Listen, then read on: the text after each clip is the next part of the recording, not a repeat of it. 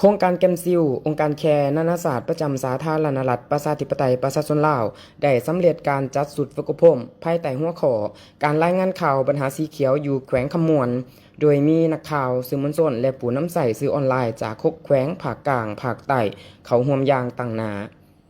การฝึกอบรมครั้งนี้มีเป้าหมายเพื่อเสริมสร้างความรู้และพัฒนาทักษะการผลิตข่าวด้านสิ่งแวดล้อมเพื่อให้สื่อมวลชนสามารถนำเสนอข่าวสารอย่างมีคุณภาพและสร้างสรรค์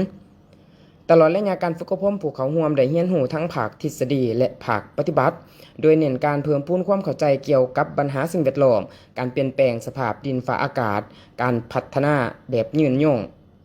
พร้อมกันนั้นยังได้ยกระดับทักษะการเขียนข่าวการถ่ายภาพการผลิตวิดีโอและการนำใส่สื่อดิจิทัลเพื่อถ่ายทอดเรื่องเล่าด้านสีเขียวไปสู่สังคมได้อย่างชัดเจนและเข้าถึงประชาชน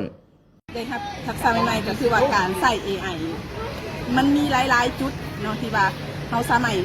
ารถนำใส่ AI ในการเขียนข่าวโดยสมองประทับใจบทเรียนเกี่ยวกับ AI เพราะว่าเขาจะใส่เครื่องมือหรือว่าการลิงก์ต่างๆที่แบบเขาบอกเคยเดี๋ยวเรียนโดยส่วนน้องเองน่ะน้องมักเครื่องมือที่เขาเอิ้นว่าอัดเสียงไถ AI มาเว้าแทนเฮาอย่างประมาณนั้นน้องรู้สึกว่ามันช่วยประหยัดเวลาหลายถ้าสมมุติว่าเฮาบ่อยากพากย์เสียงหรือว่าบ่อยากเฮ็ดอิหยังที่ว่ามันใช้เวลายาวนานมันช่วยกระตุ้นเฮ็ดให้เฮาอยากเฮ็ดเวียกหลายขึ้นนำแน่เพราะมันช่วยเฮาโดยอันนี้พวกเราจะเป็นส่วนหนึ่งในการสื่อสารให้น้องๆหรือว่าการผู้ชมทางบ้านได้เห็นตัวอย่างการสร้างคอนเทนต์ในเกี่ยวกับการรักษาสิ่งแวดล้อมเพื่อให้เขาเจ้าได้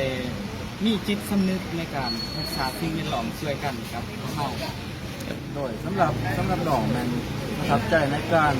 ฝึกการใช้ไอซ์ตื่นเพราะว่าของเราเป็นทาง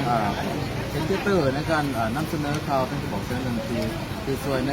นำเสนอแนวทางข่าวที่เกี่ยวกับเรื่องต้นเราอยากฝากให้ทุกคนเอาใจใส่เกี่ยวกับสิ่งแวดล้อมไม่ร้ายเพราะว่าสิ่งแวดล้อมเป็นสิ่งที่สำคัญในการใช้ชีวิตของพวกเราทุกคน